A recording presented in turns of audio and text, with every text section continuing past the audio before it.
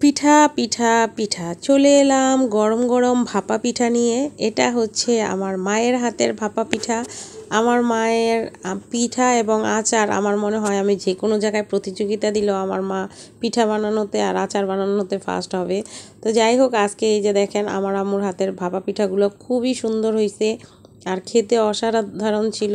তো কিভাবে আম্মু পিঠাগুলো প্রস্তুত করছিল আমি একটু দাঁড়ায় দাঁড়ায় দেখতেছিলাম। আর যেহেতু একটু ভিডিও বানাই, তো এই সুযোগটা আর মিস করি নাই। প্রথমে আমার আম্মু হচ্ছে চালের গুঁড়িগুলো দুধ দিয়ে একটু হালকা করে গুলিয়ে নিলেন, এটাকে উলানো বলে। অন্যদিকে দেখলাম একটা পাতিলে হচ্ছে একটা ফুটো করা সরা আটা দিয়ে আটকায় নিছে, যাতে ভিতরের ভাবটা শুধু ওই জায়গা দিয়ে বের হয়।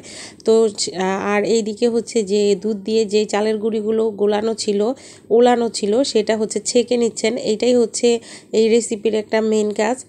কারণ হচ্ছে এই চালের গুঁড়িগুলো এইভাবে ধৈর্য সহকারে মানে ছেঁকে না নিলে পিঠাটা সুন্দর ওঠে না।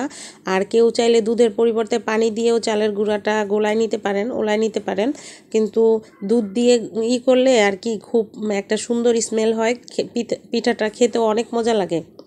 এই যে দেখেন আমার আম্মু কি সুন্দরভাবে মানে চালের গুঁড়িগুলো ছেঁকে নিচ্ছে। এরপরে হচ্ছে মিঠাই গুঁড়ো করে নিছে, একটু কেটে নিছে, তারপরে নারিকেল কোড়ানো সব কিছু দিয়ে এখন হচ্ছে আম্মু পিঠা বানানো শুরু করবে। ওইদিকে পানিটা গরম বসায় দিছে চুলার মধ্যে, এদিকে গুঁড়িগুলো হচ্ছে একটা ছোট বাটির মধ্যে দিয়ে তারপরে এখানে মিঠাই দিয়ে দিল, খেজুরের গুড়, তারপরে গুড়ের ওপরে নারিকেল, আবার হচ্ছে ওপরে একটু চালের গুঁড়ি।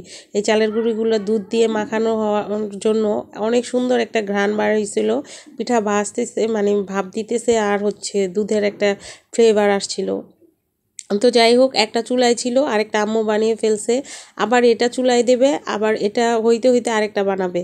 মানে টোটালি আম্মুর হাত এত সুন্দরভাবে চলছিল, একটা দিতেছে একটা বানাইতেছে, আর আমি হইছে উঠাই দিছে আর একটা করে খাইছি আর ভিডিও করছি। তো যাই হোক, সেদিন হচ্ছে এই পিঠাগুলো বানাইছিল, এই যে আম্মু এক এক করে পিঠাগুলো তুলতেছিল আর ওখানে একটা করে দিতেছিল। আর গরম গরম ভাপা পিঠা খেতে কী যে মজা, তাও আবার মায়ের হাতের। তো আমি আগের বার আমি নিজেও ট্রাই করছিলাম, আমার মতো অত সুন্দর হয় নাই, তবে কাছাকাছি।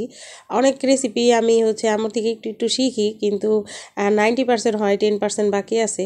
তো বাকি দিনগুলোতে হয়তো শিখে যাব। এই যে দেখেন আমু কি সুন্দর করে এক এক করে ট্রে ভরে ফেলছে পিঠা বানাইতে বানাইতে।